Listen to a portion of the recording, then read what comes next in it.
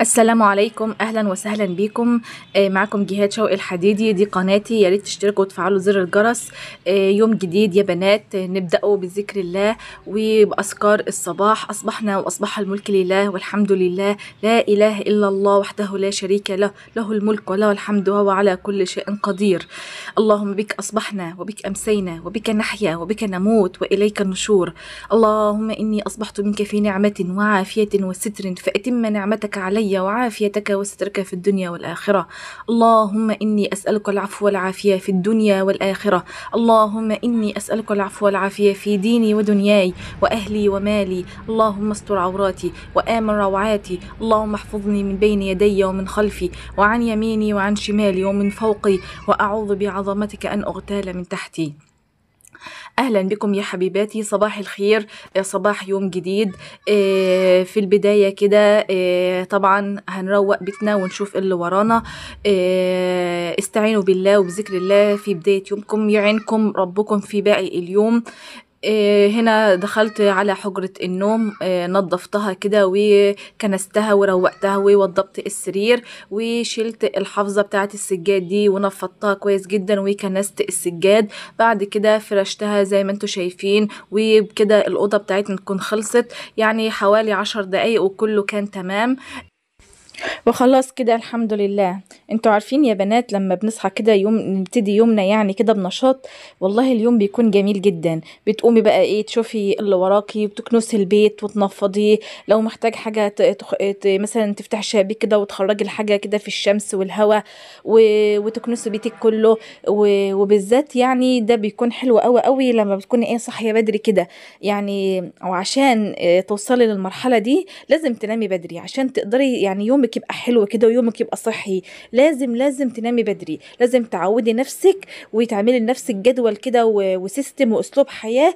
تنامي بدري علشان تقدري تكملي باقي يومك بكرة، وكل ايامك تكون ايام منجزة وايام منتجة. يعني مثلا هنصلي العشاء وننام، مثلا ما اقولكش مثلا عشان يعني طبعا ما فيش حد بيصلي العشاء وينام بعد العشاء على طول، فيعني خليها بعد العشاء بساعة بساعتين. ادخلي نامي يعني على الساعة 11:30 كده تكوني في السرير. وطبعا نبعد عن التليفون والحاجات دي، لان التليفون والسوشيال ميديا والحاجات دي من الحاجات اللي بتخلينا يعني نضيع وقت جامد. يعني مثلا لو انت ناوية تقعدي 10 دقايق، ال10 دقايق دول بيكونوا ساعة من غير ما تحسي والله.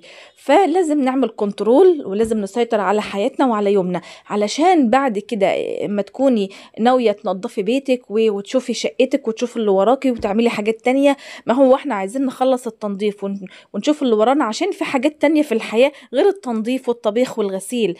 فاهمة؟ يعني اللي عندها هدف، او مثلا لو واحدة بتذاكر او واحدة بتحفظ قرآن او واحدة مثلا بتاخد كورسات في حاجة معينة، يكون عندها وقت، ويكون برضو عندك وقت لولادك ونشاطات ولادك وكده.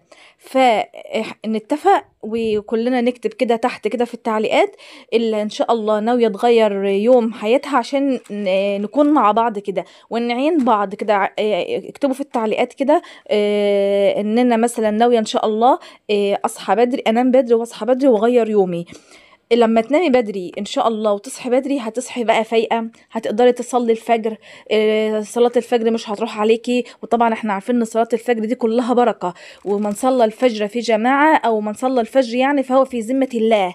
يعني الصلاه بالنسبه لنا يعني في البيت، بالنسبه للستات يعني في البيت صلاه الفجر بتكون في البيت، فهي هتكون ليكي يعني نور وربنا هيعينك بقيه يومك. لان طبعا اللي بيتكاسل عن صلاه الفجر يومه كله بقى كسل كده وخمول، وتحس ان اليوم ما فيش فيه بركة، وان الوقت بيعدي منك من غير ما انجزت فيه اي شيء. ف وعشان ربنا يعينك تاني يوم لازم تداومي على الأذكار اللي هي بتاعت قبل النوم، اللي كان أذكار اللي هي أذكار السيدة فاطمة، اللي هو سبحان الله 33 والحمد لله 33 والله أكبر 33. اللي بيداوم عليها بيلاقي بركة تاني يوم في حياته، بيلاقي قوة، وإن ربنا بيعينه في يومه كأن في حد شغال معاكي. يعني هي دي إعانة إلهية، معونة من ربنا كده سبحان الله. فعلشان ان شاء الله نبدأ يومنا، انا كده بقولك على البداية الصح، انا مش بضحك عليك، يعني بقولك على حاجة واقعية تعمليها، مش بنقول كلام كده وخلاص. انت لما تعملي كده، انا اصلا مثلا ممكن اقعد اتكلم لك عن الروتين وتنظفي وتعملي وتغسلي واعملي كذا واعملي كذا، وانت اصلا يعني مثلا بتقومي متاخر او بتقومي تعبانه مثلا لو كنت سهرانه او كده، فما بتقدريش تعملي حاجه في يومك، فتبقى يا دوب الحاجه الاساسيه سواء الاكل او غسيل المواعين وفقط لا غير. لا، احنا عايزين ننظف بيوتنا ونشوف كده اللي ورانا، ونكون في صحه كده وحيويه. طبعا احنا عارفين ان النوم بدري والصحيان بدري ده صحة اصلا، يعني ده حاجة صحية قوي للجسم. فما تضيعيش على نفسك البركة والخير ده. تمام. لا حول ولا قوة إلا بالله العلي العظيم.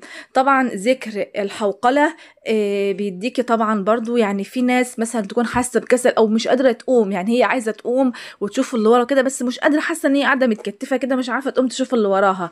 فالحل الوحيد الأوحد من الموضوع ده إن أنت تستعيني بالله فقط لا غير. فقط لا غير تستعيني بالله. طبعا هنستبعد مثلا اي حاجه، مثلا حاله مرضيه او واحده مثلا تعبانه جسمانيا او كده، هنستبعد الحاله دي. انا بتكلم عن الواحده العاديه، ان انتي الحمد لله كويسه وبخير، تقدري يعني صحيا الحمد لله كويسه. فانتي تستعيني بذكر لا حول ولا قوه الا بالله، تقولي الذكر ده كتير جدا، عدد مرات كتير، 100 200 300 زي ما تقدري، وان شاء الله باذن الله هتلاقي فرق في نشاطك، وان انت فعلا قمتي شفت اللي وراك وخلصت واللي وراك. يعني ازاي انا كنت قاعده. فلا تغفلوا عن ذكر الله وما تزهقيش ابدا من كتر التكرار، ربنا هيعينك. ودايما استعيذوا بالله من الشيطان الرجيم.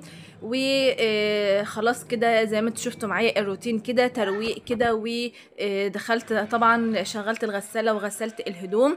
واستنوني الفيديو ده لو عجبكم اعملوا لايك واشتراك للقناة يا بنات ضروري، وشاركوا الفيديو مع اصحابكم، وقولوا لاصحابكم على القناة بتاعتي. اكون شاكرة لكم جدا. واستنوني في فيديوهات جاية احلى واحلى، ومحضره لكم مفاجآت حلوة جدا في الفترة اللي جاية ان شاء الله. فيديوهات هتعجبكم وهتفيدكم جدا جدا، وهقول لكم على معلومات محدش قالها لكم قبل كده. وبس محتاجة منكم الدعم باللايك والاشتراك والتعليق وتفعيل زر الجرس. والسلام عليكم ورحمة الله وبركاته.